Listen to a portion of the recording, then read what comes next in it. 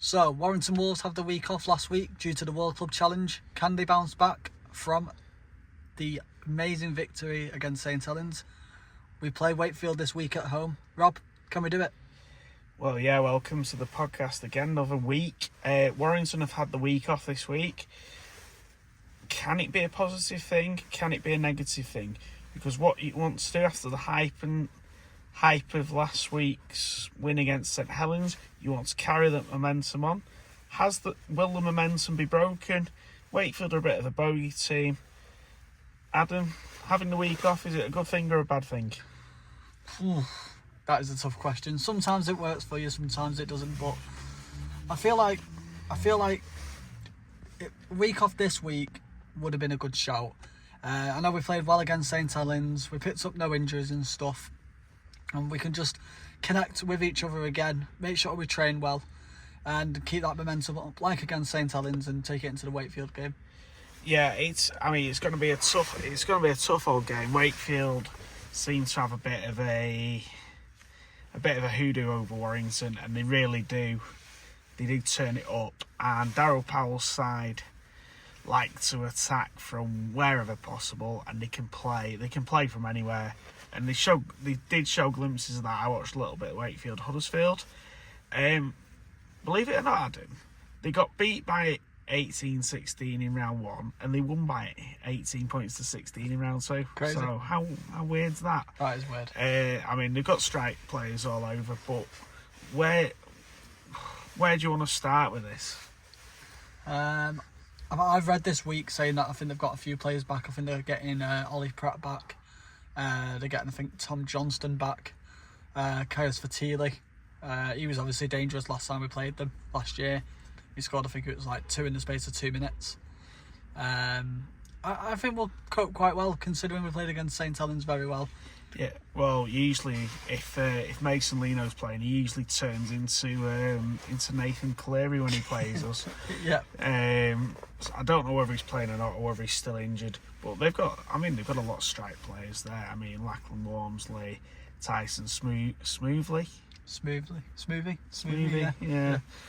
Tyson Smoothie, who played in the NRL Grand Final for Brisbane last year. Yeah. And they've got players all over, but I feel like they're not connected at the minute. No, well, round one against Toulouse, they seemed a bit disjointed, and it took them 60 minutes to get going against Huddersfield, and they were very, very lucky because they scored a controversial try as well.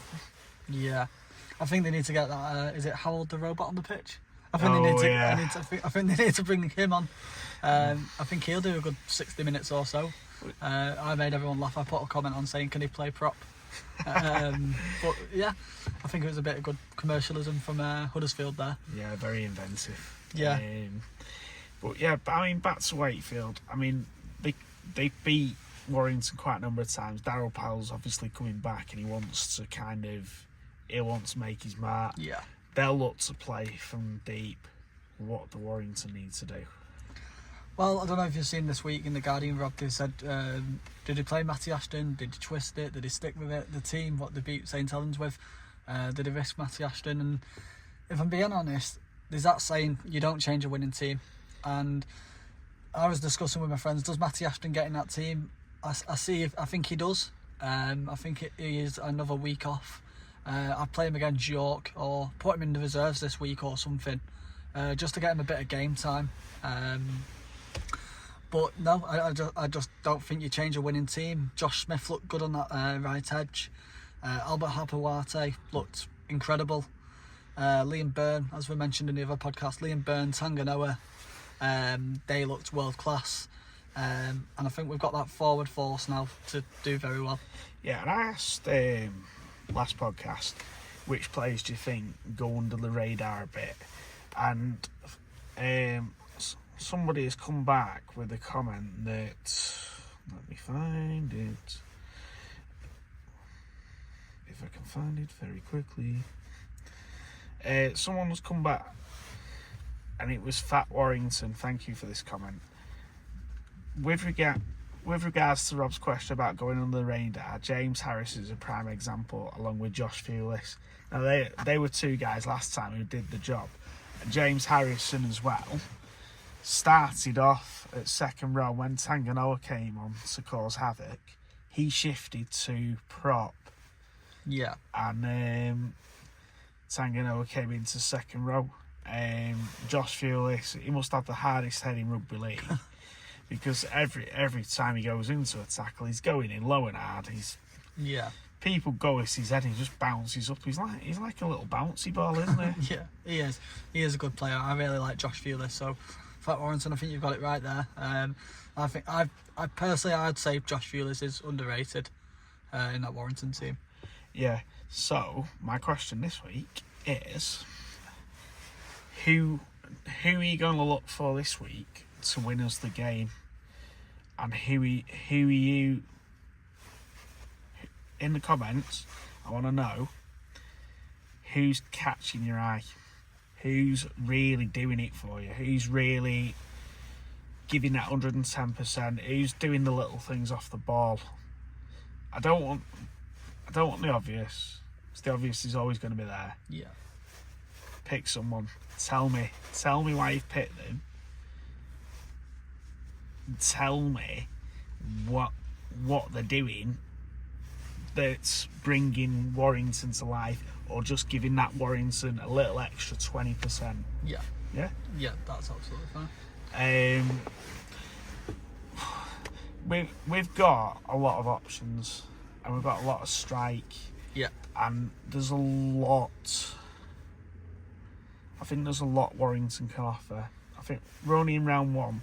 What we don't want to do is lose the momentum, but I'm sure Steve McNamara and Sam Burgess will have drummed into them this week that they've got to start big. Yeah. Start strong. I think personally we need a good kicking game this week. Yeah. We like we've been saying, we always struggle against Wakefield, but we just need to beat them at their own game. Like Rob said, Mason Lee, turns into prime Nathan Cleary. Just beat them at their own game. Kick the ball deep, keep the ball high. So we need Williams and Sneed to kick quite well this week, and I think we'll do all right. I mean, Jack Sinfield deputised for Mason Lee, Yeah. last Sunday, and he, like his father, he kicked Huddersfield all over the place, and he kept turning them round. What Warrington needs to do, they need to start strong, and they need to be completing. They were completing in the first half of Saints at 95%, and in the second half, I think it dropped off to about 87, 88, something like that. But you've got to not give Wakefield the opportunity to have penalties in the Warrington half. Because they will capitalise. They'll capitalise, of course they will. Warrington have got to respect the ball. I think the weather's going to be a little bit better than it was 2 weeks ago. It's going to be a lot warmer, definitely, which could mean that both teams might look to promote it. Although last game, Warrington went straight down the middle and then used the ball on the edges at the right time. Yeah. And I think that could be a similar sort of thing they want to try and do again.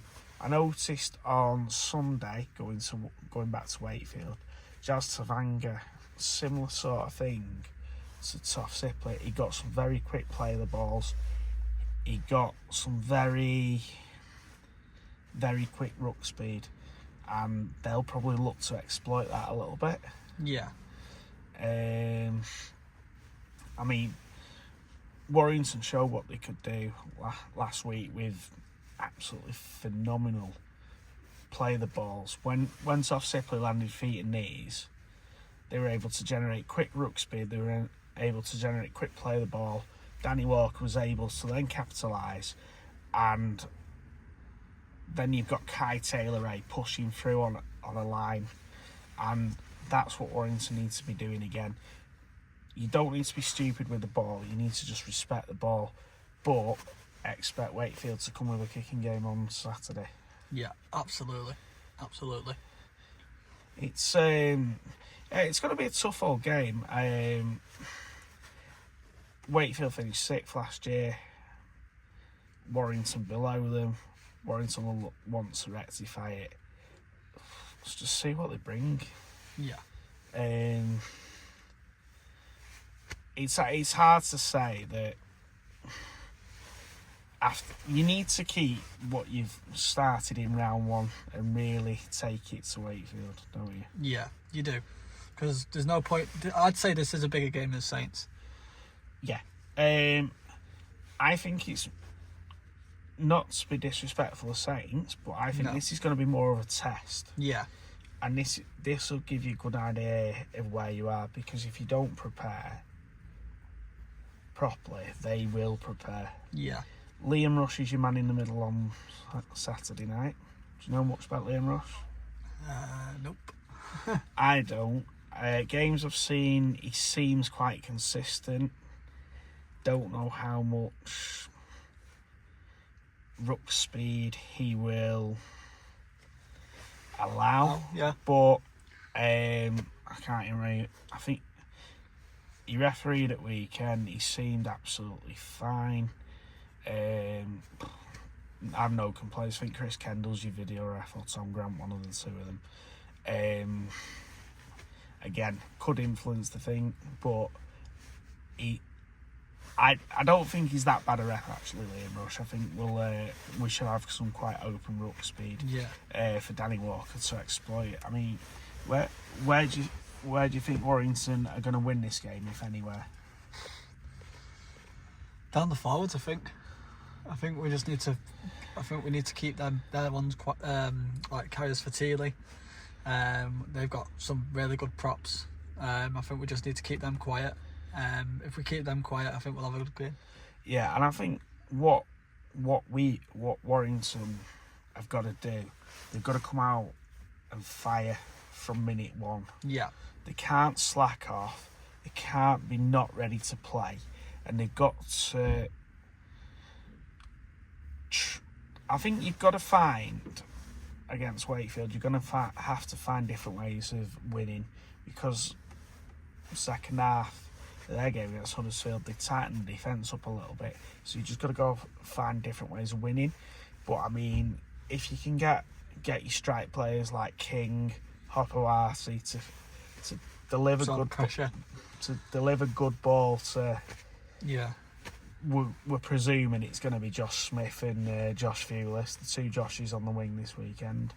But it could be Matty Ashton. Yeah. I mean, like you said though, I would prefer Matty Ashton just to have another week, maybe put him in against York next week, or even wait till the week after and put him in against Gould. Yeah. I don't think there's any rush to rush him back in. No. I mean, the good thing is we're going to have Zach Gardner back soon, we're going to have Aaron Lindart, Adam Holroyd. Yeah. You've got more players coming back in all the time. Who impressed you last game then? Oh, good question. Obviously I want to say the whole team, but I feel like it was Liam Byrne.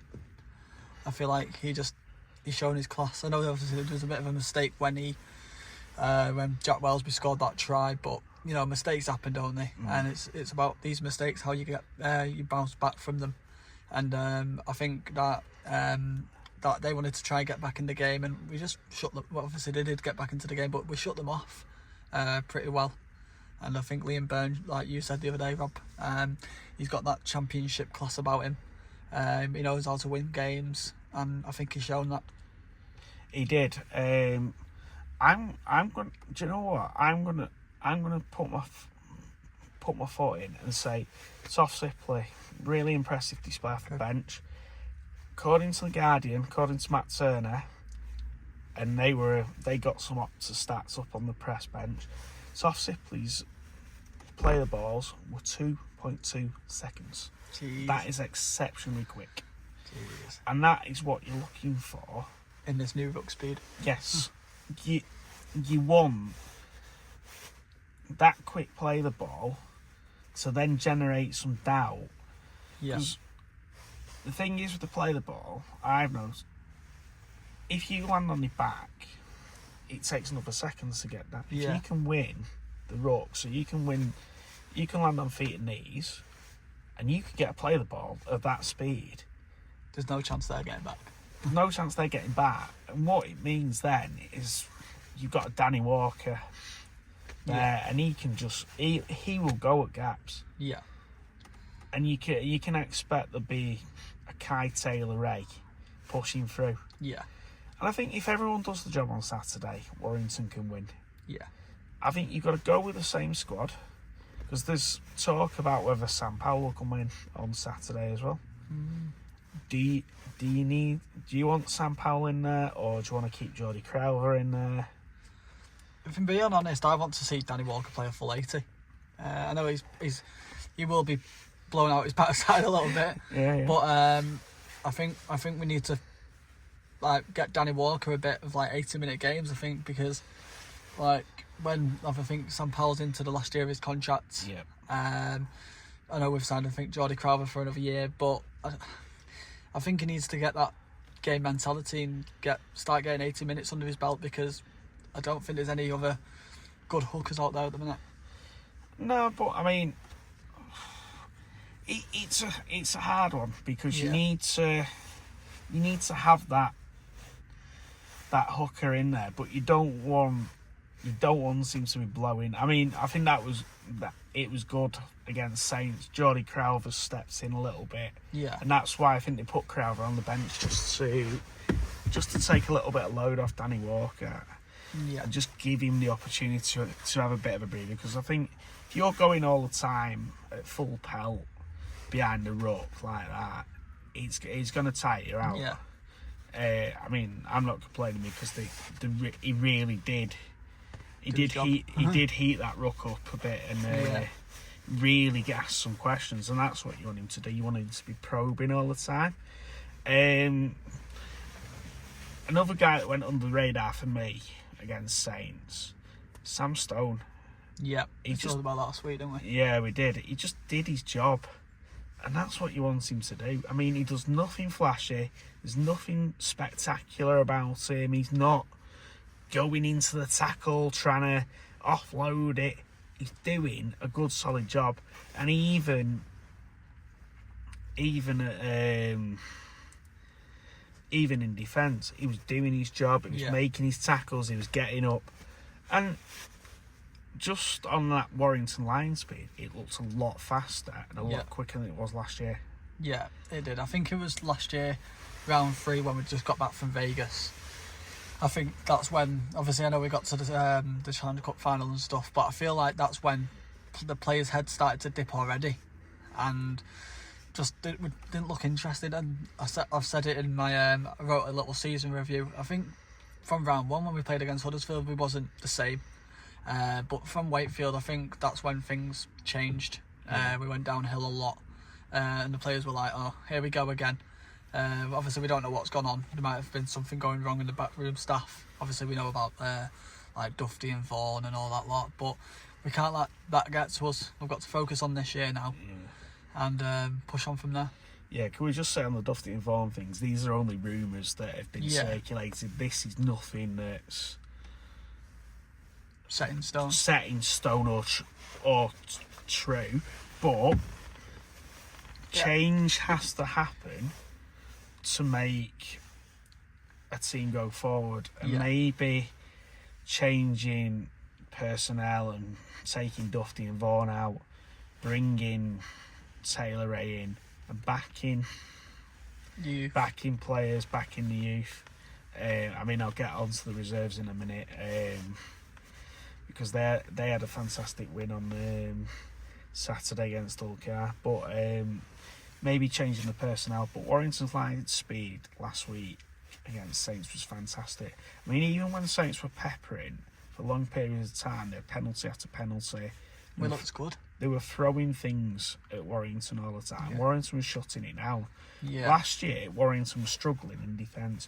And even go back to 2024 when Roderick Ty was on in the centres, Warrington was struggling to get that line speed right, and also that shift defence, so making sure there's a man-on-man.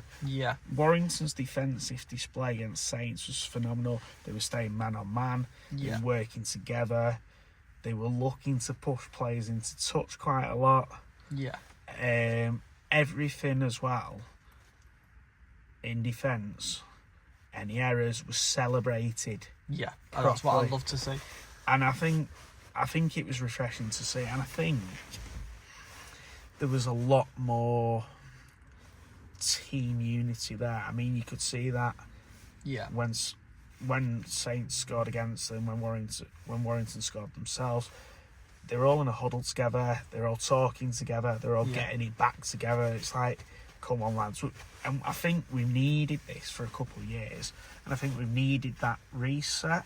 Yeah. A little bit. Yeah. There's a podcast called The Bench with Jenna Brooks, and I think Sam Tompkins did it this week with absence of Saints John Wilkin, and they actually had Carl Fitzpatrick on it, and he said the one word that you'd speak to any Warrington fan about, or any Warrington director, is connection. We need that connection back.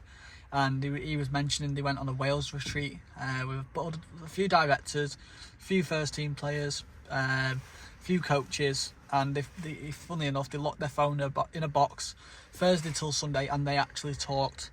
They said, how can we reconnect as a club? Obviously, they said that they only speak to directors on the pitch for 5 minutes, but it's nice being connected to a club. Obviously, we had their fans forum the other week, and we want to try and make it I think they want to try and make it a family club in a way, a regular thing. Yeah. Warrington is a rugby league town. Warrington Wolves is what Liverpool and Everton is to Liverpool. Yeah. Rugby league is the club. If you ever get the chance, go on YouTube and look up the Wyatt Wolves. It was a video done to coincide with the timeline on the South Stand. It was done by Neil Kelly, the foundation, and it was a history of going, and it was talking to ex-players and a few fans, and it's actually quite interesting. And Paul Cullen was on it, and he said, and that was his quote, that Warrington is rugby league. Yeah. That is what, and it's the talk of the town, isn't it? That's what, and it's endeared in history. That's why Warrington gets to 150 years this year. It's absolutely endeared. It's ingrained in history. What Warrington fans want is something more to celebrate. They want to see the performances. They want to see us winning the trophies. I know it all takes time and building blocks. Yeah. But round one showed they could do it, and Warrington, it was talked about, and it was a sellout crowd before they'd even kicked a ball. Such is the demand. I mean, there's not many people who expected Warrington to win that opening night. No. I mean, a few people asked me, and I said, I think we'll win. And I also put the caveat that whichever way it goes, could be a couple of points. And I stuck by that, and I was kind of right, because I knew we'd win. Yeah. And also we had comments as well, didn't we, recently, that someone wants us to do a score predictor. Yeah. So I'll let you think about that for a minute. I'll let you stew on that one. So we'll go on to the reserves. Yeah. On Saturday they started the reserve season. Now, Warrington have never had this sort of strength in depth. Yeah. You've got another 17, but it's like having two teams as two first teams. Yeah, it's like Manchester City. I think their bench, when they play, it's literally another team. They could do well in the Premier League. It's incredible. The players we've got, they look amazing. Obviously, we've got the likes of Ewan Irwin, Leon Hayes, Ewan Smith. Yeah, you name it. Warrington played Hull kit out. They reversed the fixture because of bad weather in Hull, which meant the pitches in Hull were actually waterlogged, so they actually reversed the fixture at the last second. But what a performance by the reserves, 62-0. Crazy. Where do you start with that? Yeah. It was 42-0 at half time. I had the pleasure of actually being there, and it was phenomenal to watch. Yeah. I honestly, and I don't want Hull Car to take this the wrong way, but with them being a championship team, I'd have thought they'd have been a lot more competitive than that. they just didn't even get the chance to touch the ball. Yeah. There was very few. They had very, very few chances, and the few chances they had, that defence again, frighteningly good. Yeah. And it was frighteningly good how drilled they were, how in the faces they were. The build, like the youngsters now are building something special. The reserves are building something special. The academy now, the first team. If that can run all the way through your club, that's how Leeds Wigan Saints have become so. I'll throw Bradford into that as well. They've become successful clubs because they've had a successful academy, they've had a successful reserves, and it's filtered through to the first team. That is what Warrington started to do now, and I think under the directorship of Gary Chambers, it's starting to bear fruit. And like the head of youth, who's come in, they're bringing something else. And honestly, you could throw that team in against a Super League team, and rest all the Super League, and they'd still be competitive, and they'd never stop being competitive. They play for the badge. They're playing for the badge, and that's what you want to see, isn't it? Yeah, and I think Sam Bird is doing something a little bit quietly without saying too much. That he's bringing the youth through very slowly. Yeah. And I think that is very clever. He's not talking about it. He always says he's keen to, but he'll just drop them in nice and quietly, and bring them in when they're ready. And I think it's good. I think if they can carry on doing that, Warrington could have a very, very long-term success. Fingers crossed, eh? Yeah, absolutely. Other one I've got for you. So Wakefield have put on their website that they're doing 3 coach travel with a match ticket. So you buy a match ticket. Yeah. But it turns out that Warrington have teamed up with Wakefield. Really good. And Warrington are going to reciprocate that. And they're offering 3 coach travel when we go to Wakefield in September. With a match ticket, and I think it's really good that both clubs are working together. It's Saturday tea time. Yeah. Plenty of chance to go to the pub. It's the start of summer rugby, but it's a great idea. It's a good initiative, and both clubs should be applauded for this, for taking the initiative and saying, look, we want to maximise this Saturday night. Get as many fans there as possible. I mean, Wakefield could bring an extra 1,000 fans on the back of the fact that they get 3 coach travel next week. Absolutely right.